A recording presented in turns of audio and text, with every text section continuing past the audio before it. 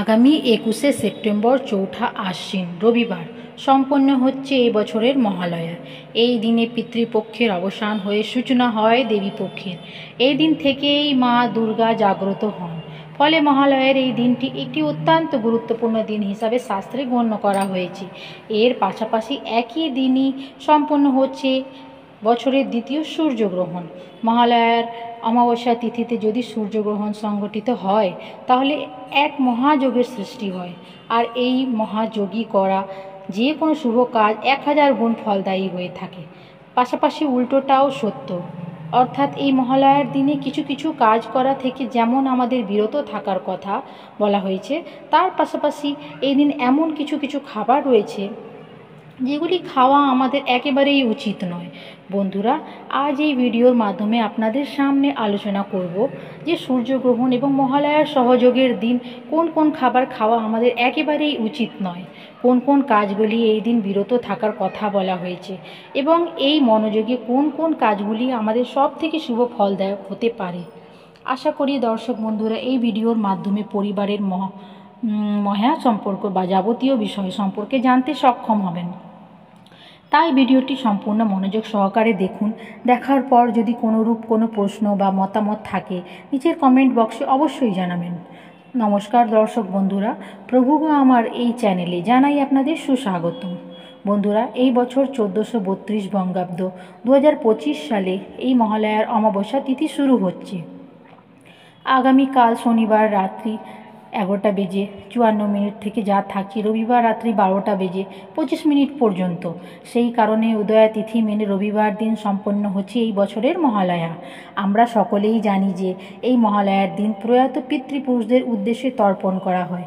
আমাদের পিতৃপুরুষরা এই দিন বিভিন্ন রূপে আমাদের সামনে ধরা দেন, যে কারণে এই দিন পশু পাখিদের খাওয়ানোর বিষয়কে একটি অন্যতম প্রধান কাজ হিসেবে গণ্য করা হয়। বন্ধুরা, এই দিন সম্ভব হলে অবশ্যই কোনো কুকুর, গরু, কাক বা অন্য কোনো পশু পাখিকে পারলে অবশ্যই খাবার খাওয়ান। এটি অত্যন্ত পুণ্যের কাজ। এতে পূর্বপুরুষরা আপনার প্রতি অত্যন্ত প্রসন্ন হবেন। বিশেষ করে যদি এই দিন আপনি কোনো কাককে খাবার খাওয়াতে পারেন তাহলে এই বিষয়টি পিতৃপুরুষদের উদ্দেশ্যে খাবার খাওয়ার সমতুল্য বলে গণ্য করা হয়। তাই এই দিন সামান্য হলেও পশু পাখিদের উদ্দেশ্যে খাবার খাওয়ান। বন্ধুরা, খাবারের প্রসঙ্গে যেহেতু আলোচনা করছি, তাহলে এই বিষয়টি অবশ্যই বলা প্রয়োজন যে মহালয়ার দিন কোনোভাবেই কিন্তু বাড়িতে বেগুন, মূলো, কচু এবং ওল এই 4টি সবজি রান্না করা একেবারেই উচিত নয়। এতে গৃহে রাহুর দোষ তৈরি হয়। তাই মহালয়ার দিন এই 3টি সবজি খাওয়া থেকে নিজেকে বিরত রাখুন।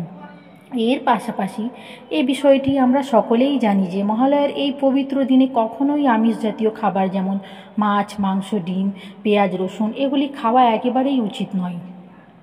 এই দিন মসুরির ডাল, কালো তিল এগুলি এড়িয়ে যাওয়া প্রয়োজন।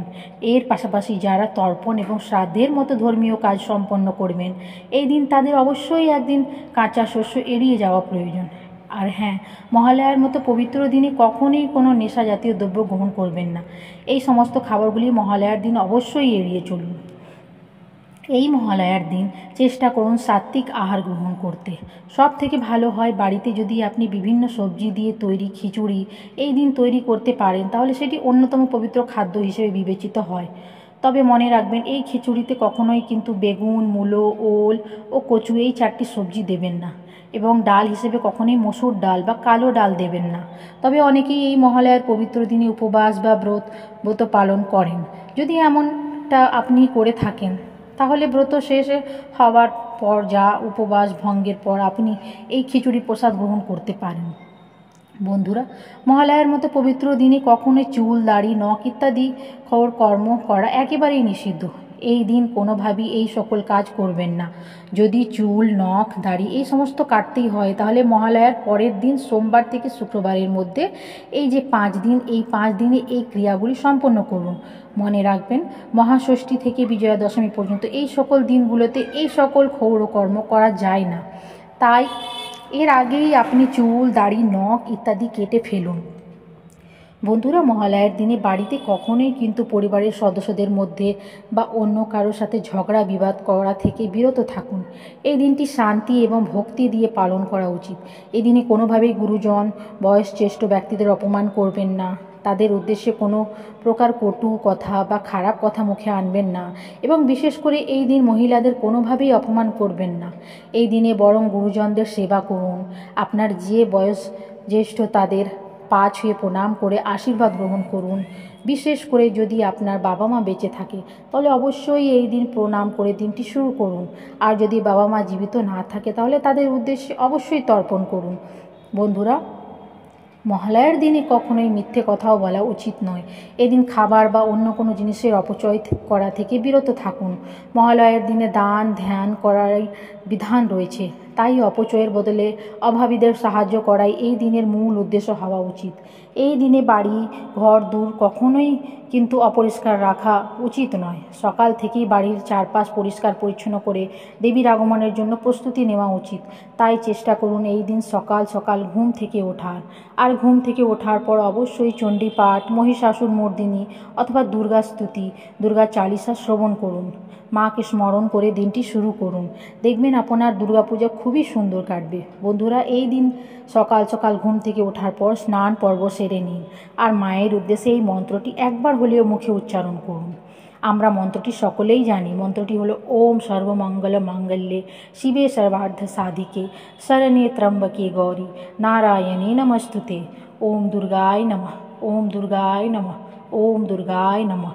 মন্ত্রটি 3 বার এই দিন পারলে উচ্চারণ করুন। বন্ধুরা, আমরা সকলেই জানি যে মহালয়ার দিনে বিশেষ বিশেষ মাঙ্গলিক কাজ করার কথা বলা হয়, যার যার মধ্যে রয়েছে অপরাজিতা ফুলের ব্যবহার। এই দিন আবার সূর্যগ্রহণ হওয়ায় এই দিন একটি অত্যন্ত উপযুক্ত দিন অপরাজিতা মূল ধারণের ক্ষেত্রে। যদি আপনি এই দিন অপরাজিতা ফুল অথবা মূলের ব্যবহার করতে চান, সেই প্রসঙ্গে ইতিপূর্বে একটি ভিডিওর মাধ্যমে আপনাদের সামনে ব্যক্ত করা রইবে, যার লিংক দিয়ে দেওয়া হবে, প্রয়োজন পড়লে দেখে নেবেন। এই দিন তুলসী পাতার একটি বিশেষ ক্রিয়া সম্পন্ন করার কথা বলা হয়, যা এর আগের ভিডিওতে আপনাদের সামনে বিস্তারিত আলোচনা করব। পাশাপাশি এই দিনে বাড়ির সদর দরজার সামনে এবং উত্তর পূর্ব কোণে প্রদীপ জ্বালানোর কথাও বলা হয়। কিভাবে এই প্রদীপ জ্বালাতে হয় সেই প্রসঙ্গে একটি স্বতন্ত্র ভিডিও এই চ্যানেলে দেওয়া হবে, প্রয়োজন বোধ হলে দেখে নেবেন। এদিন আবার অনেক বাড়িতে মঙ্গল ঘর প্রতিষ্ঠা করা হয়। কিভাবে এই মঙ্গল ঘর প্রতিষ্ঠা করা হয় সে সম্পর্কেও ভিডিও দেওয়া রয়েছে। বন্ধুরা, এই মহালয়ার দিনটি একটি অত্যন্ত পবিত্র দিন এবং জাগ্রত দিন। এই দিনে করা আপনার যে কোনো প্রকার কাজ হাজার গুণ ফলদায়ী হয়ে থাকে। তাই এই দিনটিকে নিজের সংযত রাখুন। কাম ক্রোধ অহংকার এই সমস্ত কিছু থেকে নিজেকে দূরে রাখুন।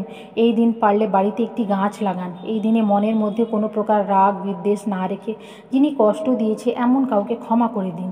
দেখবেন মনের মধ্যে এক অদ্ভুত শান্তি অনুভব করবেন। এই মহালয়ার পবিত্রতম দিনে অবশ্যই পারলে এই সকল বিষয়গুলি মেনে চলার চেষ্টা করুন। মহালয়ার পর দেবী পক্ষে কোনো বিষয়গুলি আমাদের করা প্রয়োজন, সেই প্রসঙ্গে পরবর্তী ভিডিওতে আমাদের সামনে আলোচনা করব। আশা করি এই ভিডিও থেকে সমৃদ্ধ হয়েছেন। কোনো প্রশ্ন বা মতামত থাকলে নিজেই কমেন্ট বক্সে অবশ্যই জানাবেন। সকলেই ভালো থাকুন, সুস্থ থাকুন এই কামনা করে আজকের মতো ভিডিওটি এখানেই শেষ করলাম। নমস্কার।